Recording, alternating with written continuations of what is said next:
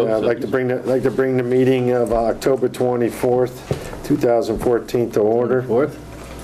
2014, really? 21st. To order. To ask if anybody besides LCAT is recording this meeting. Shirley Tancredi for the minutes. Okay. First, like to review and approve the executive minutes of the meeting of September 9th, 2014. So moved. Second. All in favor? Aye. Aye. I'd like to review and approve the minutes of the meeting of September 25th, 2014. So moved. Second. All in favor? Aye. Aye. Okay, at this point, we'll turn the meeting over to the superintendent. Great, thank you. I'd like to bring the board up to date on a couple of items. The last time we talked, we were talking about the Maple Shade and Elm Street signal project that was almost complete. I'm happy to report that it is complete at this point. The signals are working fine. Everybody seems to be very happy with them. I haven't heard any feedback of any type, which is typically a good sign. So I think it worked out. No news is good news. No news is good news. System is working is better than it had been. All the loops are working, all the timers are working. Traffic seems to be flowing well. We originally had the signals programmed to go into flash mode at 11 o'clock at night, so they would be going into a flashing red and a flashing yellow. At the request of the police department, we kept the signals on the normal light cycle with the loop-activated lights throughout the nighttime. They felt it was better to keep it that way, so we switched it back, and that's the way it is right now. Sounds good. That seemed kind of dangerous to me. Yeah. I think people assumed everybody had a red. Right. So I think I called you one night, I was experiencing the blinking, and I'm like, people with yellow are kind of hesitating, but driving through. People with red are stopping, but I think they were ready to go because they thought everybody was going to Right. stop. So I agree, it was the right call. I Right think call this to is make. good, yeah. The next item I had was to bring the board up to date on our budget status. This is a couple of weeks out of date because we didn't meet 2 weeks ago, but the data you have on the next page of your agenda is through October 1st, and we'll update this data as of the beginning of November when we get to November. The report is generally all positive. We were at that point essentially 25% into the fiscal year. And if you take a look at the various items, the various budgets, we're generally tracking very well. A couple of things I did want to note. Highway, we're solidly below budget as we would expect because we are a little bit understaffed right now still. So we are tracking below budget from a salary standpoint. Building maintenance, we're tracking perfectly from a salary standpoint. We are over on an expense standpoint, but we've talked about that previously, and the major reason for that is the need to replace the failed hot water tank at Birchland School. And that was not in last month's numbers, but it is in this month's numbers. So that accounts for the biggest piece of that. The biggest piece of that pie. Of us being at this time of year over what we might expect to be at. We also, as we talked about previously, we did do some of our preventative maintenance activities a little bit earlier this summer because we had the opportunity to do so, and that meant that we spent a little more money sooner in the year than we might have in past years. Our energy budget, we're tracking well below budget at this point, as you'd expect. Unfortunately, we're starting to get into the heating season, so I expect that trend will start to change. And as you can see, that the only utility that we've really been spending to date has been electricity. Gas has been very little, but again, that will change. And we'll typically reverse because now we'll be getting out of the air conditioning season and our electricity bills will likely drop somewhat and our gas bills will definitely go up. Our waste disposal budget is about where we would expect it to be this year. It's, our summer is a big time. Summer and fall is where we staff the transfer station 2 days a week. We see the greatest usage of the transfer station, the greatest need to empty the roll-off containers at the transfer station. So we are disproportionately into that budget for this time of year, but that is very typical. Our water and sewer budgets are tracking well. It's interesting to note that the expenses on both the water and sewer appear to be relatively low for this time of year, and that's primarily because of the true-up that happened, and we talked about with Springfield Water and Sewer Commission, where we actually received a credit at the beginning of fiscal year this year, instead of having to pay an additional charge at the end of the fiscal, at the beginning of the fiscal year. And what that means is that's actually reduced our expenses at this time of year. As we get on to the regular cycle, I expect that that difference between our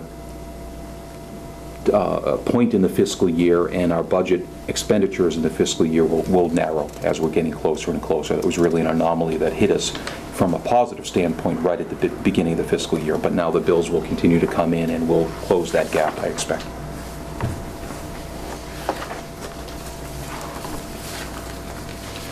Staying on financial matters, I do keep a track on our water consumption numbers with Springfield Water and Sewer to get a sense of what our water billing should look like during the year. And we actually increased the consumption a little bit in September, so we had been about 96% of last year the past couple of months. This year, as a result of that increase in September, we're at 98% year to date of where we had been last year. So, you know, providing we can bill the majority of that water that we purchased from Springfield, our income should be fairly similar to previous years.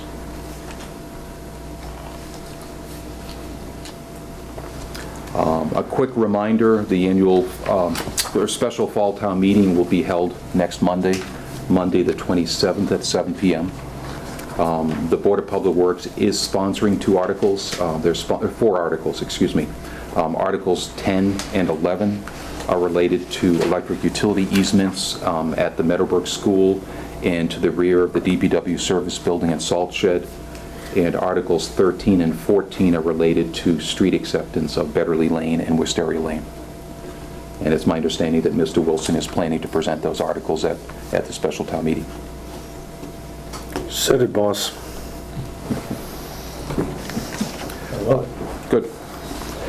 Moving through our package, I wanted to call your attention to a document which is a press release put out by a company called Altus Power. At the last board meeting, the board voted to award the solar contract to Altus Power. We had 2 other vendors that we were in discussions with, and ultimately it appeared that Alteris had the best opportunity for the town, both in terms of schedule, in terms of financial benefit.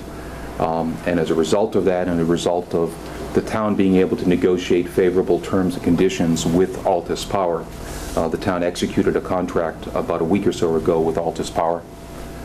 What that contract is, it's a 20-year contract where the town agrees to allow Altus Power to utilize, to take credit essentially for the power that the town uses, and in exchange for that, the town will receive a portion of the financial benefits that Altus Power receives.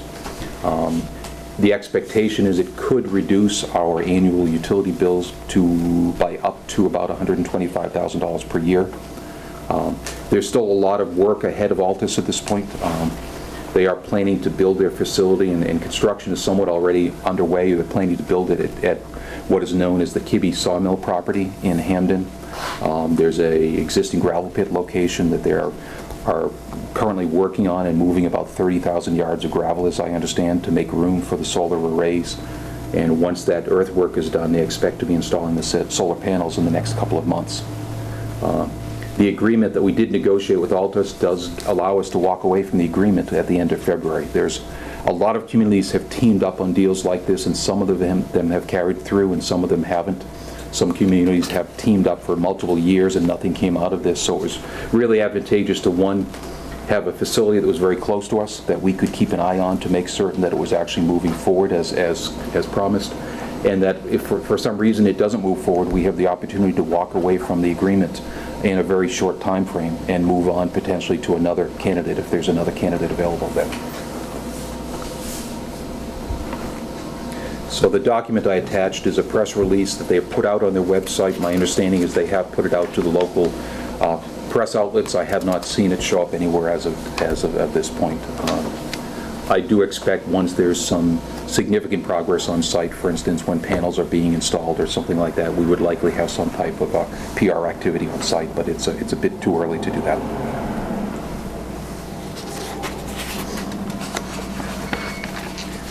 Okay, moving on to a couple of regulatory items.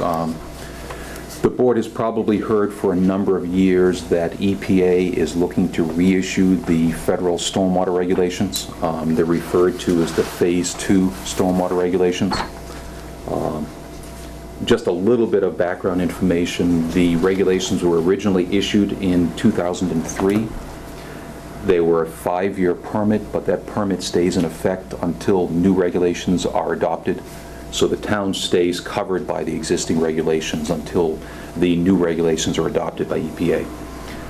The best news as a result of that is EPA is still expecting that those new regulations are probably about 18 months out at this point.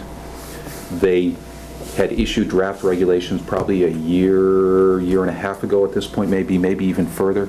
They received quite a bit of public comment on those draft regulations, so they've pulled back and they've rewritten the draft in its entirety, and they've now reissued the draft.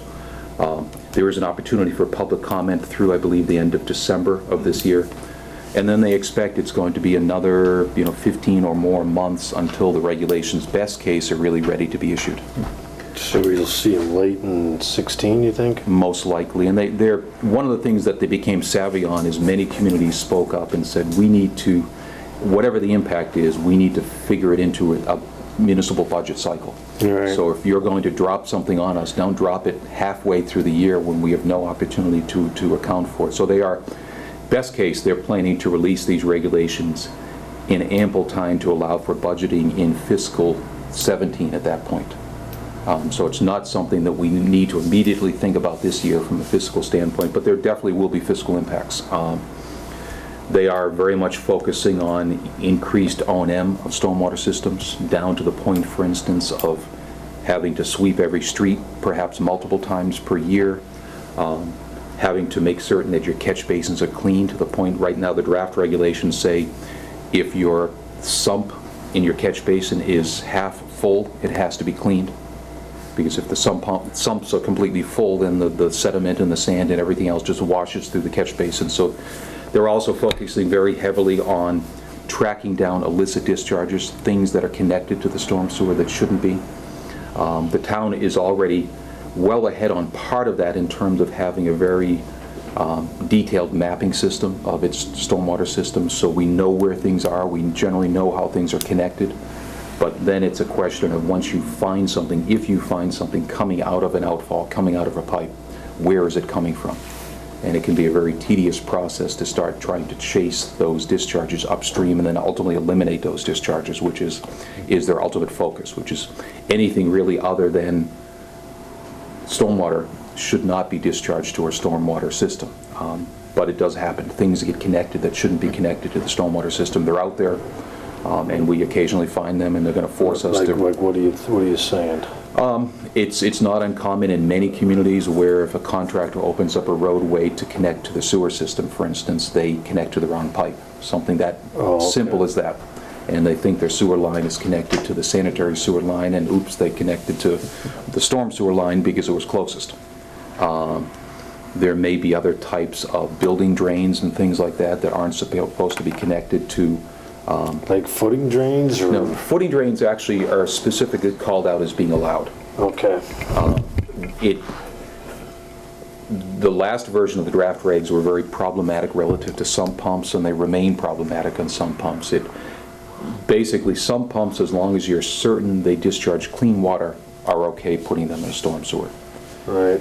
The difficulty is being certain that discharges from someone's basement are clean. You know, if you have an oil tank in your basement and that oil tank leaks, and you have in the springtime you have water coming into your basement, potentially you're discharging contaminated stormwater. Yeah, because some communities aren't allowing interior drains to be discharged into a catch basin, where if they have an exterior pump, they'll accept that, but not an interior pump. It's one of those regulatory conundrums you have, in that we don't want those sump pumps to be connected to the sewer system, the sanitary sewer system either. That's why it would be worse. Right. Yeah. I would generally agree with that. We know that's a problem. Yeah. If you have on occasion a little bit of less than perfect stormwater going into the storm sewer system, is that it's not good, and it's not going to be permitted. EPA will never say you can do that, but you need to fix the most important problems first.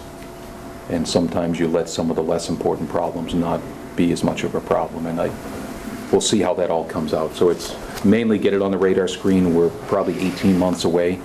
It will increase, without a doubt, O&M costs, and we'll be talking probably over the next year of what do we do about those costs, and what's the solution for handling those costs when you're dealing with maybe at best a level services budget, if not a level budget, when you're being mandated to increase services and to conduct activities that we don't currently do.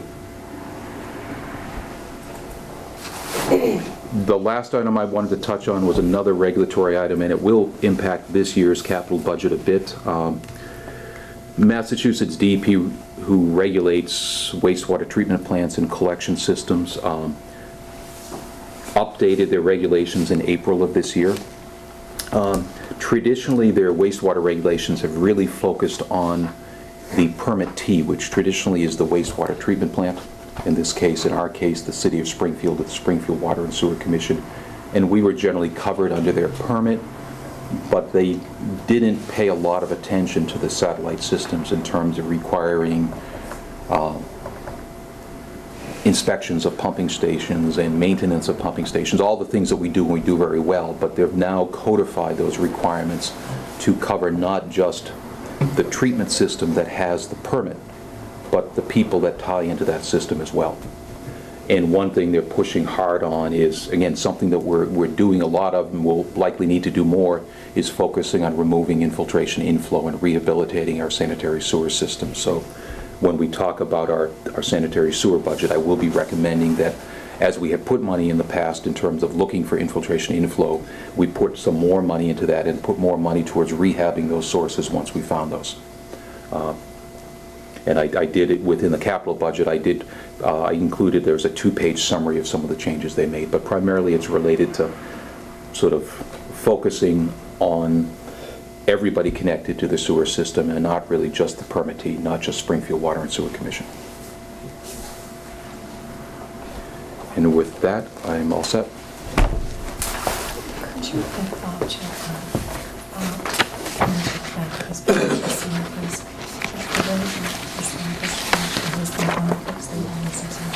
It's not, it's separate item. And it's there. It is, okay. So now, on to Bruce. We're not going to do this. We could do that if you'd like. Sure. I don't know. I mean, you tell me. We can do it in either way. If you'd like, we can, one item I did put on the agenda, I guess it makes sense to take care of it now, since I'll be doing all the talking anyway, is the results of the fiscal 16 winter salt bid. In your package, if you flip to the sheet after the Altus press release, there's a summary of the bids that were received this year.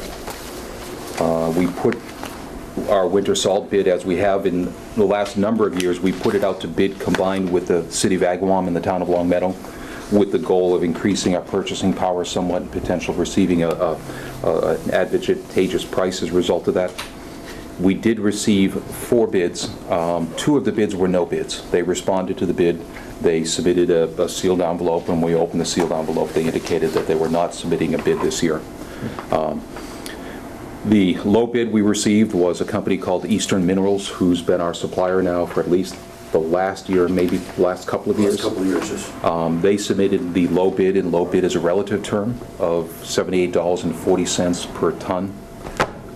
I note that that's a 40% increase from last year.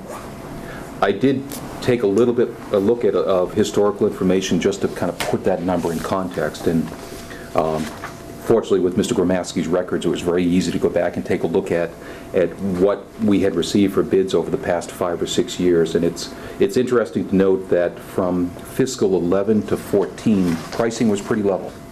It was about $56 per ton, which is what we paid last year. It's interesting, in fiscal 10, the pricing was almost identical to the pricing that we received this year. And in fiscal 9, it was actually slightly higher than this year. So it has happened before, and the reason we believe it has happened this year is, and we've seen this, we've read it for several months going, is that As a result of the winter that we had and the depletion of salt supplies really across the country, there are no salt stockpiles out there. And it's the salt stockpiles that have allowed the prices to stay stable over the past 4 or 5 years. And as a result of that, the pricing has now been driven up considerably. We did also reality check our price against the town of Wilbraham. That's part of a consortium of about a dozen communities. They had an identical bid price to ours from the same contractor, same supplier. And we also checked, Mr. Murphy checked it against contacts he had at the Hampshire Council of Governments, and they received a bid that was maybe a couple of dollars less per ton, but in the same order of magnitude as the bid that we received. So it appears to be the price for salt this year. Okay. I'll make a motion that we accept the low bid from Eastern Minerals for salt for this coming year at $78.40 per ton delivered. Second. All in favor? Aye. Aye. And lastly, due to the impact on our snow and ice budget this year, I did reach out to the chairman of the Appropriations Committee to give him a heads up that, if we have a winter like last year, it's going to hurt. We all hope that we don't, but still yet to be seen. So what we gotta do is be prepared. Right. Fortunately, we did order at the tail end of last season. We did order, I believe, John, about a dozen loads of salt. So we have enough for a storm or two probably in the shed right now. We did. We ordered 15 loads just after the last storm. Right. So we have at least a third of a shed, yes. Yeah. So we spent a lot of money last year, and we didn't want to spend any more, so we didn't fill the shed at the end of last year, but we do at least have enough to keep us going for the beginning. Hindsight would have been What 20. about the automation of the controls on how much gets dumped out? Have we pretty much, all the rigs now have some semi-automation to how much is blasting out the back? And Actually, no, we still set those controls. The driver does not add or take away from what's preset. And we do that according to what we have. Whether it's just a light snow, we don't expect to get more than 2 inches, and we're just doing the main sills and curves, or if we're getting a heavy snow, we're going to try to get out there as fast as we can and put this stuff down under the snow so it's there later, or freezing rain. So, but there is such devices out there right now that we expect, that we've had meetings over, that we can, that are really computerized, that you can preset, that nobody can really mess with it. As you slow down, if you're in an intersection, it will spread it wider. You can really set these things to do incredible things. And there's a considerable savings across the board, I believe, in purchasing these. I'm just wondering if, at a 40% increase from last year in the cost of it, where's the ROI? Does it start to make sense to maybe do a quick analysis and figure out, it's the right time to at least get a few of them, Right. or do something? At least the newer ones, How maybe. many spares do we have, 4 or 6? We have 7 altogether. 7. We have 5 sanders that go out with each storm. So, depending on the cost and what we can do, maybe it's not a one-year deal, but maybe there's some ROI to work our way into it. And our 4 internationals could be, they're certainly candidates for that. Okay. So maybe we can check on Sure. that, just see if it's the right time. And if we find something that's a good fit, perhaps try it on one of the units, and if it pans, try it again, yeah. Cool. We do make decisions on a storm-by-storm basis. Right, And John and I are, different time of week makes a, how we Oh, it makes respond all on the a Sunday difference. morning at 6 o'clock is completely different than how we respond on a Friday morning. And, the message John's heard and all the guys have heard is that last year, not even at these prices, 2 trucks of salt pay for overtime for the entire department, for 1 hour of overtime. So as we're taking a look at that cost analysis there, we don't want to spend extra time, but in some cases, if we spend a little bit of extra time, we can actually save money as opposed to putting down salt. Right. If the conditions favor that. Right. So with that, I guess I'd recommend that you turn things over to Mr. Penny. Okay. It's your game now. Couple of items. The Department of Public Works met with the Boiler Risk Control Department through the state on October 10th for all our pressure vessels in town, boilers, etc. We passed with that entire inspection except for just 1 unit over at the Birchland Park facility. The new lock and bar storage tanks did not have a pressure gauge and temperature gauge on those, so we will be installing those in the short term. Other than that, we did finish the high school tennis courts with the electrical service upgrades. So that project is complete for right now until we finalize the balances on that project and then get with the tennis association and figure out what we have for monies, grant monies, donations and everything else, and hopefully within the next month or so come up with a plan to purchase the rest of, or some of the lights or all of the lights this winter and probably install early spring. Okay. That's all I have. That's it? Yeah, So that's you it. been doing? Oh. What have you been doing? That's it? Well, we'll get into that next. We better load them up. Awesome. Johnny? Operation? Got it in there, big game? We do. We've made great progress on the water installation on Millbrook, the Hunting Road, the first section down Hunting Road, and into the intersection, the first intersection of Millbrook. And breaking to the right, where we put a couple 100 feet down toward the cul-de-sac, is filled, it's online. We have not tapped the services yet. Well, actually, the services are tapped. We have not run the services to the property yet on those houses. We've got between 700 and 800 feet of pipe left to install out of 2,200 feet.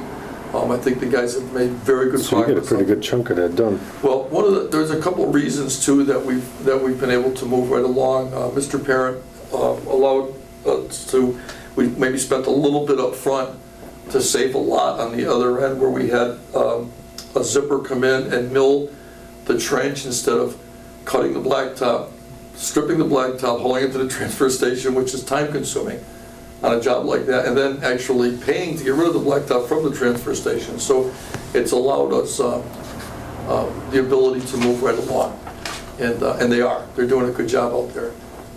So quicker than I anticipated. We'll be putting the services in starting tomorrow on Hunting Road, on that small section. There's 4 houses on Hunting Road, and I believe 2 around the corner on Millbrook to the right, heading down toward the cul-de-sac. It'll be a little bit longer. We're gonna need to get to the next intersection of Longview or Pioneer Circle. I think it's Pioneer, ain't it? On the Pioneer, right? and where we're gonna have to, where we'll be able to isolate that last section and you know, it's chlorinated, and flush it out and go through the process of doing water quality to make sure that it passes air tests and those types of things. Right. We're also, we have 3 sanders, internationals with the versatile bodies, so that they're basically, we could sand with them now in 15 minutes if we wanted to flip the plate, put the spinner on. The rest of them are slide-ins. We've put 3 in over the last week and a half, and that gives us a spare. Now, typically with those, because they sit, there's considerable maintenance to do as far as getting them up and running, and generally, even though they're up and running and we've put time and effort into them, once they go out, they come back in about 20 minutes because something, and I don't know why, the internationals don't, but as a rule, the slide-ins do. But we're in good shape there. If we were to get a surprise like we've had in the past, I think that we would do well. We'd be fine. We have a new employee that has some mechanical ability, and I know Mr. Parent, I believe, is happy with him. I certainly am. He's done a good job. He's a good kid, and it's helped here having that. Our other mechanic, one of our other mechanics, Steve Moore, has incurred an injury and has been out for a few weeks. It could be out a few more, and actually this kid coming in has really more or less saved the day. He's helped a lot. So that was a breath of fresh air. That's good. We are getting caught up with our road work. There's still, if time permits, some milling we need to do and some repairs on some of the main roads, weather permitting.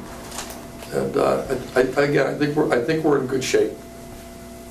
Did you find anything or did you just pave over North Main Street by Harkness, where we had that settling problem? Did we find anything, or we just mill it? We filmed the storm drain system. We looked for gravel in the storm drain system. And there's 2 storm drains running through there. We found nothing. That dip actually goes down, I don't know, 15, 20 feet. It really is amazing. And although I was of a mind early that was the case, there was something wrong, we couldn't find anything. And it could just be a compaction thing, and it just took that long to settle gradually. But they did a nice job out there. Yeah. But we didn't find anything that would have made us want to excavate and for any repairs. Sounds good. Any other business? 5 Smith. 5 Smith. 5 Smith, but he's not here. Yeah, we Oh, I didn't know that. I'm sorry. we suggested he come around 5:45, so Oh, Got it. we at least get partway into capital budget probably Okay. before he gets Sorry here. about that. I do have one item that I forgot to mention regarding the tennis courts, very sorry. Through our work order system, I keep track of all our capital expenses, hours that the guys incur doing these projects. So the tennis court project, all the conduit, footing installations, and everything else, the service that goes along with that project, came up to about 808 hours at a cost of $20,342 in labor, which the department obviously put into the project. So if you add that, if an outside contractor came in and did that, prevailing wages, the whole 9 yards, you can probably double that dollar figure to about $40,000. We contributed to the project. Just want to bring that to the board's attention. Thank you. it's a sizable amount of man-hours. Okay, you want to go to capital? Sure. What I've done is what I understand has been done typically over the past several years, is that typically the department will present a draft capital budget for discussion to the board, and then based on those discussions and based on the input, we'll finalize the budget for presentation to the board and approval by the board, and then it gets submitted to the capital committee after that. One challenge we'll have this year is timing with elections and other items coming up in the first week of November. Capital planning, and we don't have to finalize a date right now, but capital planning is looking for this budget to be in by November 7th. So the ideal situation is that we find a way to get back together, preferably that week, if possible. So just keeping that in mind, overall, you're going to see that the requests are very similar to last year. There's a couple of different twists on there, and we'll explain those twists as we get into there. And with that, I think I'll let Mr. Fenny talk about the building maintenance budget. Okay. The first item on that outline as far as the 5-year plan would be the town hall switchgear, which comes up to about $45,000. I did add to that compared to last year's budget, which was roughly about $35,000, which we requested. I added some additional panels and some laborers, which we would be hiring out to do this work, just because of the sensitivity of the building. It would be done on the weekend or holiday, so there's a little bit of increase in charge to that. So with that, the equipment side of the equation would be, if we purchase all the equipment outright, would be about $17,839. I did get an outside contractor's quote to remove and install the 1200 amp service at the town hall, remove and install two new 200 amp panels, along with removing and installing 3 100 amp panels, which that cost came out to about $23,083. Next item we have is the town hall fire sprinkler systems. Pretty straightforward project. I took the square footage of the buildings, calculated that with the RS Means books, and calculated that out. For the fire protection system itself would be about $90,000. We put a $20,000 allocation in there for the DPW to tap the main on Maple Street. Next item we have, well, any questions on those 2 items yet? No? Good? So will that do the whole building? Yes. 13,000 square feet, roughly. Yep. Town Hall, office renovation, ADA bathrooms. This is the full renovation of the entire first floor and just a partial hallway on the second floor if an elevator would be installed. That cost analysis came to up to $606,384. That's based on RS Means and some other projects we performed and tested at the senior center, so I believe those figures are accurate. We do have an allocation of $30,000 for asbestos remediation, and that total square footage renovation is 9,120 square feet. Also on the next item is the Town Hall partial renovation project, option 2 for the Town Hall. And this would be just some minor renovations, but all upgrading all 4 bathrooms at that facility. And that cost was $153,000. Any questions so far? Nope. Before I keep going? I can add a little bit to the process. I think we talked previously that Bruce and myself had gotten together with the departments that would be impacted by any first floor renovations to really try to get some sense from them in terms of where they see their needs to be. And I think, as we mentioned previously, the departments, to a great extent, seemed fairly satisfied with their space. The departments that obviously have the greatest need, we all recognize as accounting is one of the big needs. We do recognize, too, we have an opportunity now that IT has moved out to repurpose some of that space to likely help us solve the accounting issue. And then probably some of the Board of Selectmen related activities like the health agent, the building inspector, support staff, probably are the area that need, a bit more work.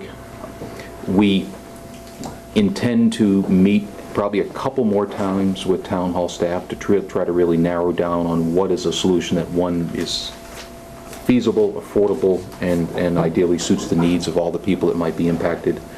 We got a little bit of a slow start because when Dan Murphy came on board, we acquired an AutoCAD license. Dan is adept at using AutoCAD. It took us a while to get it up and running on the IT system and things like that, so we lost a couple of weeks getting there. Is it running now? It is running now. Yeah. It's working fine on our virtual computer system, but we have virtual networks, or virtual devices that we have, I guess. Thought that was originally going to be an impediment, but it wasn't. So we're up and running. We're now at a point where instead of having to go out of house and hire an architect to produce floor plans, we can do all of that internally.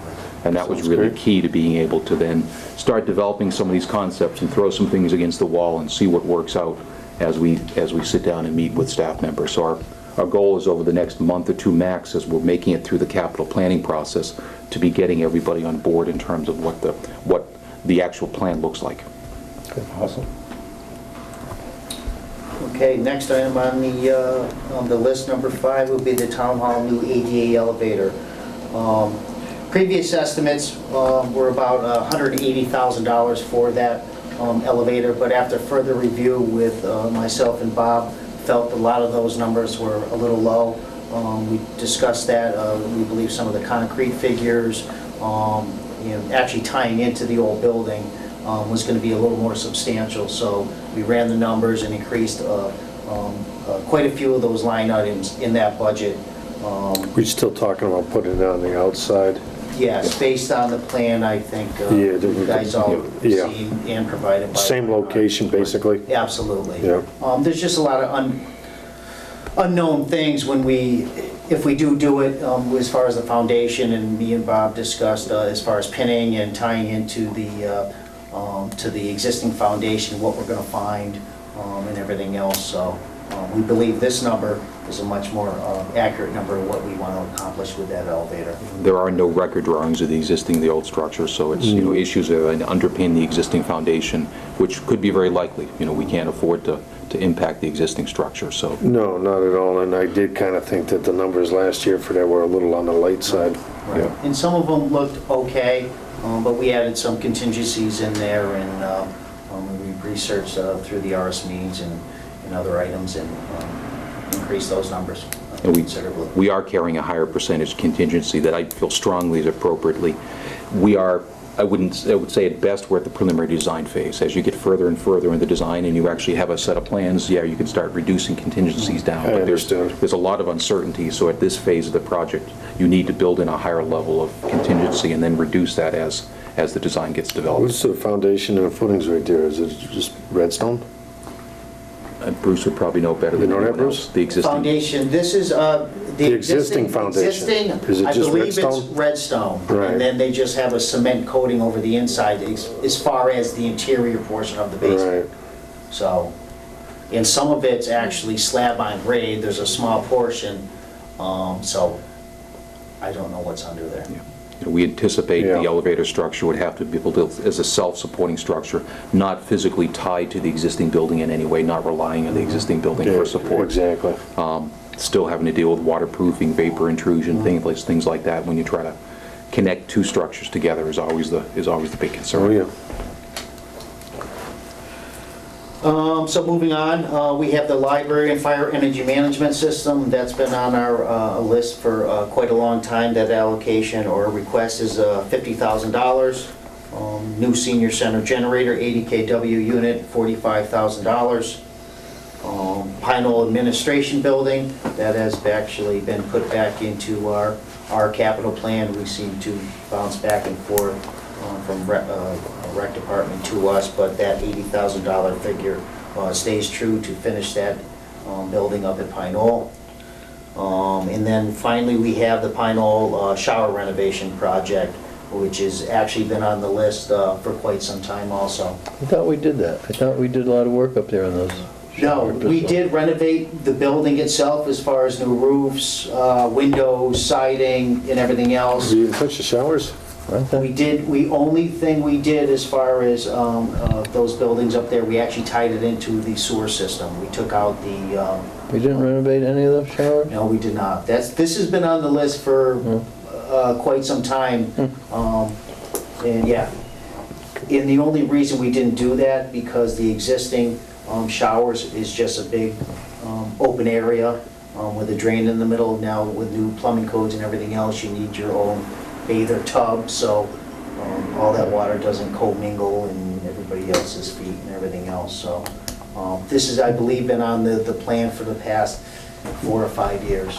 Did we do anything up there? I thought we did something with a shower. Did we do an ADA shower up there, or? We did do the locker rooms over.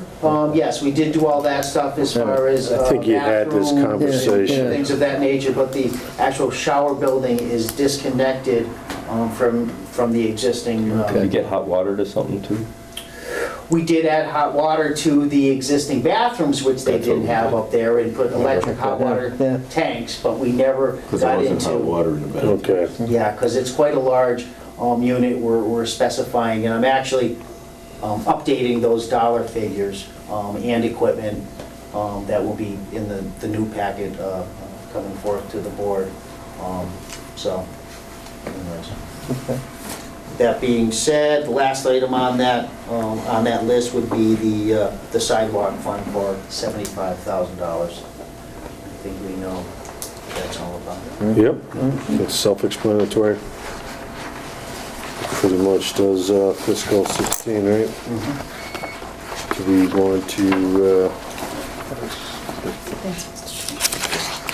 Is your council showing as well, or is? My dad's not gonna be able to make it, he's not feeling Okay. well, so I didn't know if he was on the agenda, but I just wanted to come let you guys know that he's not gonna be coming.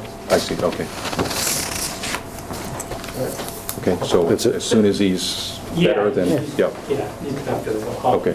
Well, thank you for putting us on, and he'll get back in touch with someone and hopefully Sure. get in front of the board again. I Okay, Appreciate the great. chance. all right, thank you. guys. Thank you. Take care. Have a nice night.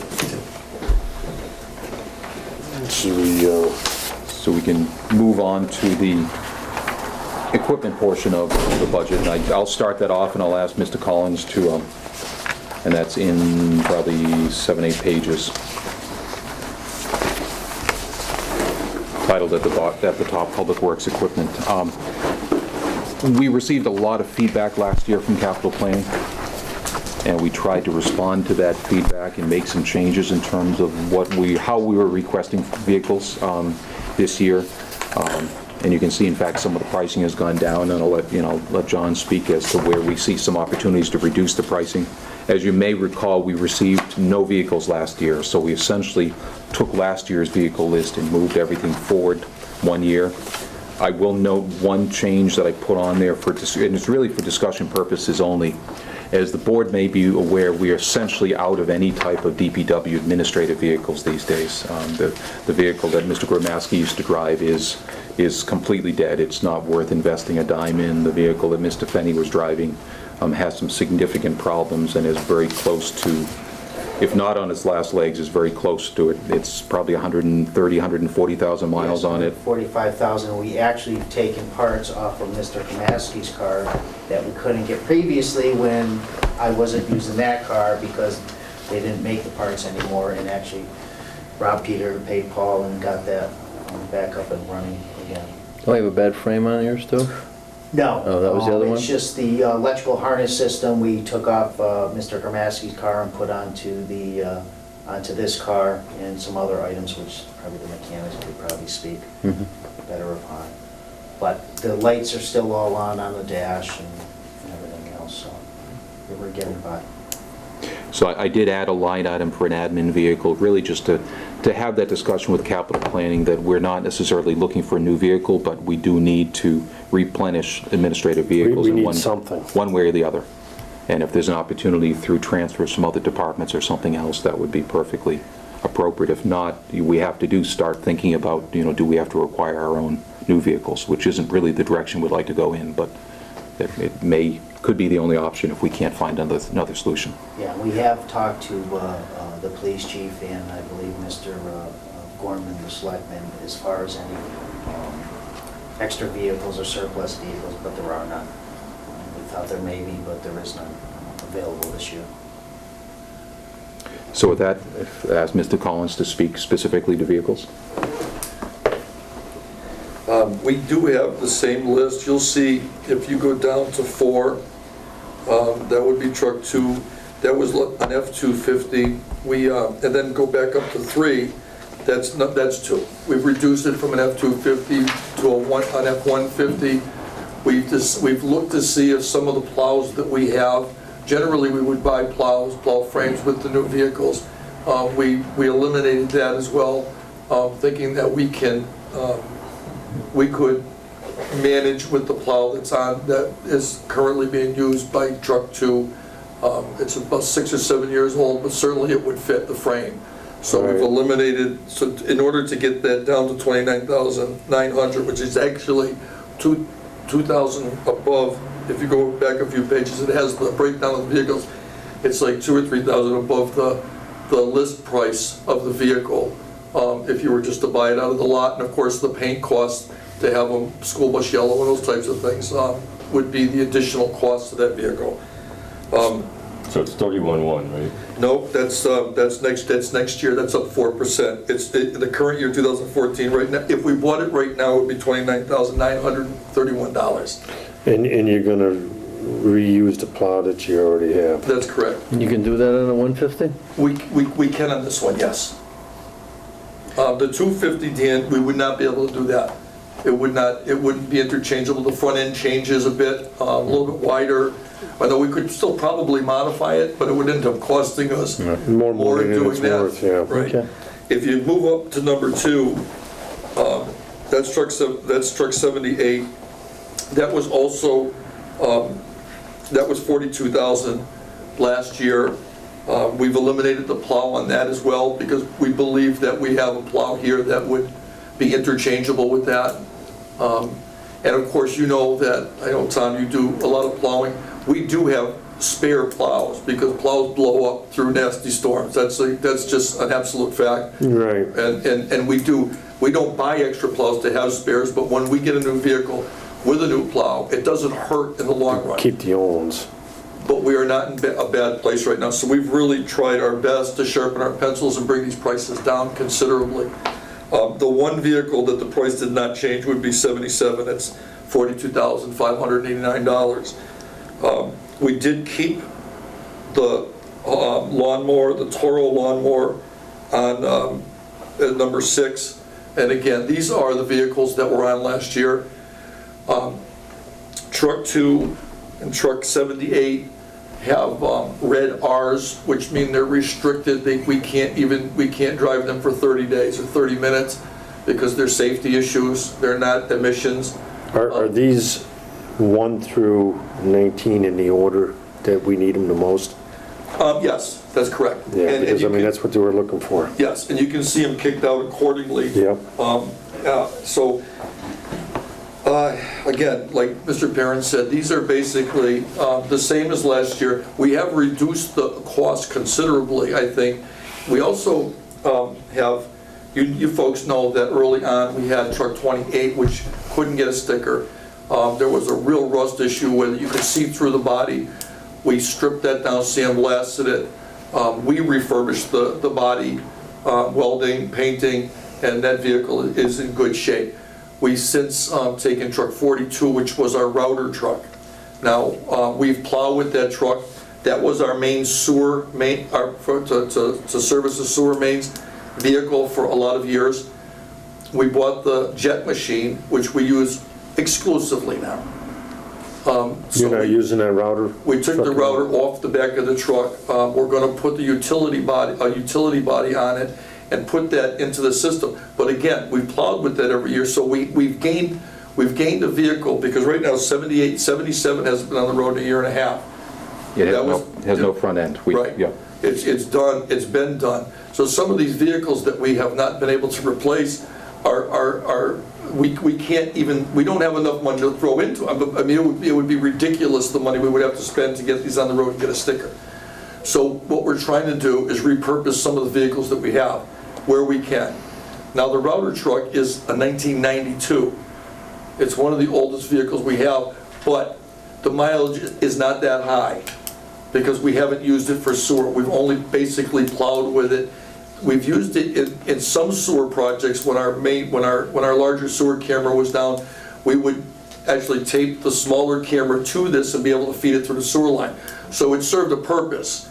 But right now, we're going to turn it into a utility vehicle to What are replace you gonna 78, at least during the week. What are you gonna do with the router that came off? Right now, it's in the yard. That's a good question. I mean, can you trailer mount that or something? Would you, I don't is there know. any more need for it? I don't believe there is now, and the reason I say that, Tom, and the reason we haven't done this prior to now Yeah, is we have a very good working relationship with Long Meadow. yep, When their jet machine is down, they get on the phone with us and they say, hey, listen, over the weekend, we're having this repaired. Could you stand by for us? And we have, and they've done that for us. okay. And it's worked very well. And that's been over the last 2 years. So it's gotten to the point, because I didn't want to do that. I did not want to lose that piece of equipment as Right. a redundant source for sewer mains. Right. But we've gotten to a place now where it would not roll out again. Okay. Whether it has some value as far as selling it or auctioning it off, possibly, but I don't think it's something that we would want Yeah, I to mean, I spend don't money on. think you wanna lose that redundancy, but if you got to deal with Long Meadow, that And we would do, work. and Yeah. it's just,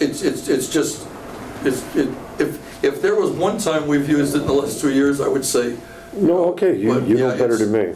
it's done. And it allows us to put a vehicle into play right now in a way that it was not prior to now. Okay, And again, that's a 1992, so hopefully we'll be able to get a lot out of it for a long time, but we are getting to a place where we need to have a couple of these vehicles replaced. right. Yeah, with truck 78 coming off the road, I believe, because of frame damage primarily That's on the cab. correct. We had the option of either giving one of our staff members a dump truck to drive to get to schools, or repurpose the rotor. So 78's off the road too. That's correct. 77, 78. So 1 and 2 are off the road, and your pickup doesn't look like it's much far behind. No, it's all rusted out. We are probably going to have to make a decision, because regardless of what's replaced here, we're probably going to have to sink considerable money into at least one of these vehicles to get it on the road, even though in the past, I think we've all agreed that, Is your truck number 3? number 2. Number 2? Yeah, scratch line number 4 is duplicated. That was last year's replacement to truck 2, so that won't be twice. That's what, yeah, scratch the Yeah. 4. Okay. Scratch 4? Right. And that really gives you an idea, though, on how much work we did to get these numbers down to the best of our ability. in using what we have, because we understand the difficulty there is to replacing these vehicles. Right. But we are at a place where we really need to replace some of these vehicles. Especially if we didn't get any last year, they didn't heal themselves. Correct. Okay. Excellent. Okay, the next item, going through the capital budget, is 4 or 5 pages in, and that is the water capital improvement plan, water division. It looks very similar to last year's, in that, taking a look at what Mr. Gramaski had recommended for years forward, they seem very appropriate. So what I do is I moved, but I didn't move them, I kept them in the years that he had proposed them for, and what I did was add a additional year for fiscal '20. So that's the only change that you see here, and I added Michael Street and Avery Street, both kind of the scale of projects that we typically do with Armed Forces. They're side streets. We can do those types of projects fairly well. I did attach a map of where Michael Street is, and where the existing water main is right now, and also in Avery Street. The issue really in both of these streets is, one, they're asbestos cement mains. They have a history of breakage in both cases. And in Avery Street, there'd also be a secondary benefit of looping that water main if we replace that water main in the future, because right now it dead ends on Avery. And It dead ends, we can get it looped in. Correct. So, looking out 5 years, they seem like 2 appropriate streets to put onto the list. No sense going for an easement or anything to Lee Street on Michael? It may be. Certainly we could have that discussion. Michael, we have pretty good looping right now. Lee Street itself is looped. I'm not certain for a main that only serves 1, 2, 3. There's only, what, a half a dozen houses on one side of the road. Yeah, if it's On one side really, of the road. yeah, we're at the expense of several hundred feet of additional water main. Right. If Michael was going to go somewhere or be extended in the future, have development possibility, but I don't believe that's the Right. case there, so I tend to say no. Certainly.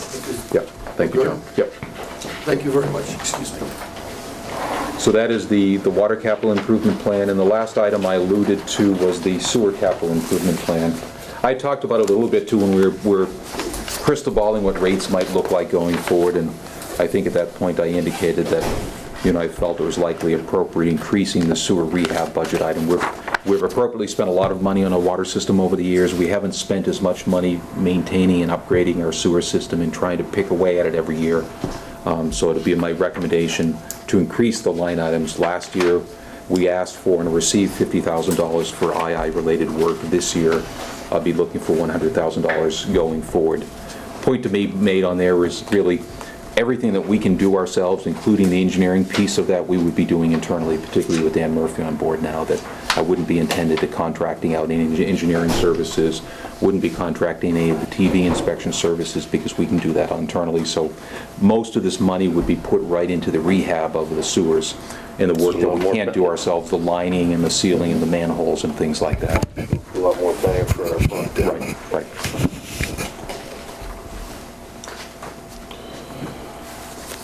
And the last item I wanted to mention is that I put in your package because it's an item I want the board to be aware of, and I expect the board is interested in. I don't believe it will be a Board of Public Works sponsored article. In fact, we are on the agenda to meet with the Board of Health on the 27th of October to present this to them. We have talked in the past, and I'm not going to steal Dan's thunder, about the need to close the existing landfill in Summers Road, the areas that hadn't been closed and capped previously, so as to be able to continue using the landfill property for composting purposes, for transfer station purposes. And that's the intent here, is to have a project whereby the Board of Public Works and the Board of Health work together, but really, since everything below ground is a Board of Health responsibility, have the Board of Health put this forward. Fine. I guess so for the Summers Road landfill, as Bob, earlier in the year, a corrective action design permit was submitted to DEP. They gave us some preliminary comments, but it hasn't been finally approved. So for the Summers Road site, there's basically 2 distinctive areas. that need to be capped. One's the wood waste area, and one's called the inert bulky waste. There's a figure in there that shows the two. I think it's the third or fourth page in. And what we've done, and what I've spent a fair amount of time with on this is sort of two distinctive areas. The wood waste area is the green on the figure. It's the 11 I sent when it folds out. Yep. And then a little bit larger area is the inert bulky waste. So the green is 1.6 acres, the other one's about 2.3, so you've got 4 acres of landfill to cap. With the corrective action design, the proposal was to use on-site materials, it's silty material, 1 times 10 to the minus 5, I think it tested out as, and we'd like to use that to cap anything that needs to be capped out there, and then to take topsoil that we have, mix it with compost, and use that so we don't have any need to bring in outside materials. Hopefully DEP will buy into that.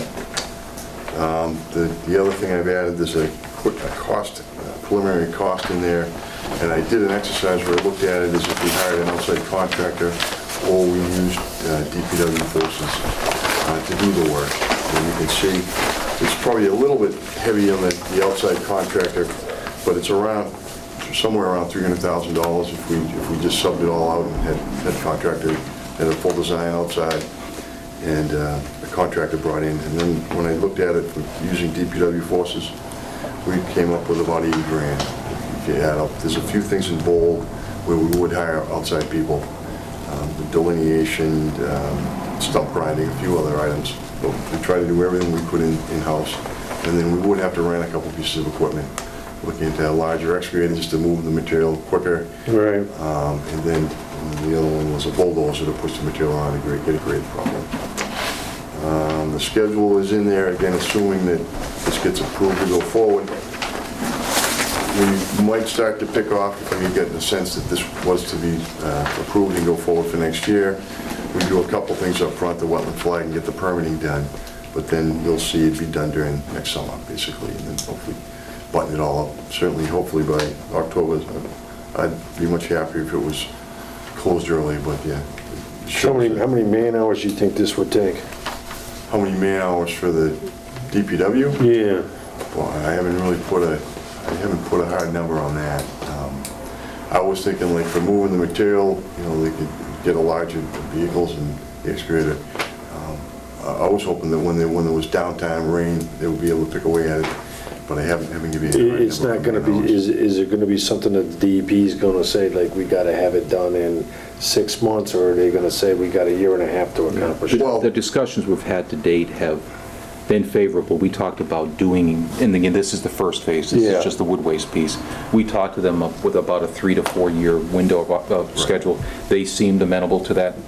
Basically, it's not a big issue, but they want it taken care of, and they're willing to give us time to take care of it. So. I mean, okay, so maybe once we rent a couple pieces of equipment, we've kind of committed to a window of time. Right. So will we pick away at the wood waste first, and then? Yeah, conceivably, we could pick away at the back slope first and then come forward. Come forward. Yeah, if we thought that, 1.6 acres was too much, we'd do that back piece, get that all buttoned up, and then move to the next piece the following year. And they're receptive to letting us accomplish that like that? They haven't put a final approval in writing, but they've spoken those words. Yeah. Okay, Yeah. all right. And that's all I've got. Awesome. Because, I mean, if the project's feasible, we can definitely handle it. We have the people, we have the materials, we don't have all the equipment. Right. We can get the material close to where it needs to be with the equipment that we have. It's a little bit undersized, but we can do it. It'll take a little longer. Right. But then to spread it, to get it prepped, we need to rent a bulldozer to do that. So since 5 Smith Ave is off the agenda, I don't have anything else tonight. Do we want to need to sign this? Yeah, at some point relative to the salt bid. So again, back to the issue of timing, ideally we are meeting with the board somehow before the 7th, so that 7th is a Friday, I believe, to be able to have the board's comments and endorsement on the capital plan. And certainly if you have any comments, get them to myself preferably, and I'll get them out to Bruce and to Dan. Before November 7th. Before November 7th, and we'll certainly update things. It's not a dramatic change from last year. We really tried to as you know, we spent a lot of time with Capital last year and tried to respond to the feedback that we received from them and put together what we hope is successful going to be. Yeah, we can't do it that far. So 5th or? That doesn't work for me. Can we do Monday? Monday? Monday the 3rd? The Well, 4th, next the meeting, 4th yeah. is election night, we're not Right. supposed to hold it. Yep, I The understand. 3rd? Monday the 3rd? Monday the 3rd. That's it, Okay. 5 o'clock. Correct? Mm-hmm. Just one quick question I have is on the North Main Street traffic lights. They Yes. seem to be awesome. Did we, in the last few months or weeks, do anything with those? Seems like you buzz straight through. And my memory before was you used to stop it and go and stop it and go. Or is it just, It's I happened to been, hit it lucky? we did some repair work on the controller, time flies. It could be a while ago. Last since winter, I did think it was, last Oh, is it winter, that long? Couple spring. months, right?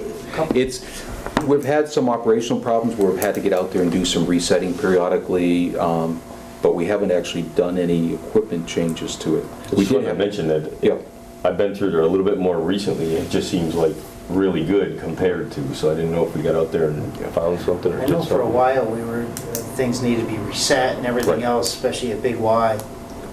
That's good. area. and the timing, the original plan was those lights, as you may recall, are synchronized with a wireless connection that connects, what they do is they synchronize the time clocks, so that they stay on the same clock, so that the program progresses the cue through the way it's supposed to, so the good news is, I guess, It's just a doing what comment, it's supposed to.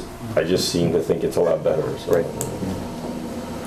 The only thing I've got is, we had 3 water breaks in the last week or so. Any We have another one on peas or no? any reason? No, we had another issue on peas. Peas, I'll start with and work backwards, I guess, is peas, we get a call late yesterday afternoon that there was wastewater coming out of the pavement. As you come off Summers Road and you start to go down the hill, down to the low point that's prone to flooding, there was a seam in the pavement that wastewater was coming out of. We responded. Took us a little while to confirm the source of that, but we were able to confirm that it's actually a pumped system coming out of number 39 Pease Road. That there's several private houses that run separate lines up to the manhole on top of the hill, and one of those lines has probably failed, cracked, broken in some manner. And it's inside of a sleeve, so the water is in the sleeve and coming out apparently through a hole in the sleeve. We responded, we worked with the homeowner last night to get their pump system shut down, get the street cleaned up so there's no possibility of any additional wastewater being pumped into the street. The contractor who did the work, Excavation Plus, was on site today scoping things out, and I believe they're going to be on site with equipment tomorrow to start to explore what the cause of the problem might be. In the interim, the homeowner is able to use their pump storage container for storage, basically, and perhaps run as much as maybe a week or so without having to have it pumped out. So they have a septage hauler on call to be able to pump it out as needed. So we'll work with them, we'll monitor it, and we'll make certain it's done correctly, but it's not our issue because it's a private line. Prior to that, we had a water break on Garland. Island. We had first one, bracketing, the first one was on Vineland. It was on a Thursday afternoon, I believe. The cause of that was Verizon was replacing utility pole, adjoining an existing utility pole. Again? He did that in Summers Road. The interesting thing is we didn't receive any DigSafe notification relative to it, so we weren't notified. We didn't mark it out because there was no call, and the first thing we heard about it was when the main was broken. They did respond. They did bring Woz Brothers in. Woz Brothers did all the excavation. They did all the heavy lifting, and our staff, Mr. Esposito and Mr. Rule, were on staff to install the repair clamps and get the work done. But the heavy lifting was done by Woz Brothers. The cleanup was done by Woz Brothers. We have talked to Verizon, and we will be putting in a claim to cover our overtime costs and our repair costs as part of that as well. And they appear to be standing up for that. And they don't need to dig safe, or they should? They should have, I believe, yeah. You know, the existing pole was right next to the water main. And you had inches to spare, and they went a couple of inches the wrong way and then put it right through the side of the pipe. Then, Zigged when they should have zagged. Yeah. We then had a break on Shaker Road, right across the street from Hasbro in the high service section of town. It was a fairly typical break as you get to right where the collar of the AC pipe is. The pipe had worn out. Could it be related to some of the aggressive flushing we've done recently? Maybe. They seem to be isolated events. One's in the high service, one's in the low service. One of them is a wastewater event that has nothing to do with it. One of them is due to utility error. The second one, I think, was on Garland. On a... I think you told me Garland, yeah. Yeah, Monday morning, I believe, was the holiday Monday morning. Similar type of thing, the pipe wore out where the coupling was. It was a deep section, that was down about 9 feet or so. And we got out there, it took us quite some time, unfortunately, because we didn't get any response from Columbia Gas. So we ultimately were forced, after waiting about 4 hours, to clear the site ourselves. You know, we knocked on doors, we confirmed that nobody in the neighborhood had gas service, there were no gas meters in the buildings, and at that point felt we were pretty comfortable we weren't going to run into any gas lines and move forward. But we did wait quite a while before working on the repair. So it could be related to the activity, but I don't have any, it could be strictly coincidence. Okay. And with that, it's just noting we have finished all the flushing. We had a few hours left to be done with a half dozen or so crews, and we had a good rainy day last week, so we saw that as an opportunity to get out there and finish everything. So we're done flushing for the year. Motion to go home? Motion to adjourn? Second. All in favor? Aye. Aye. Wanna go home? That's what Thanks for done. Aye. Here we go.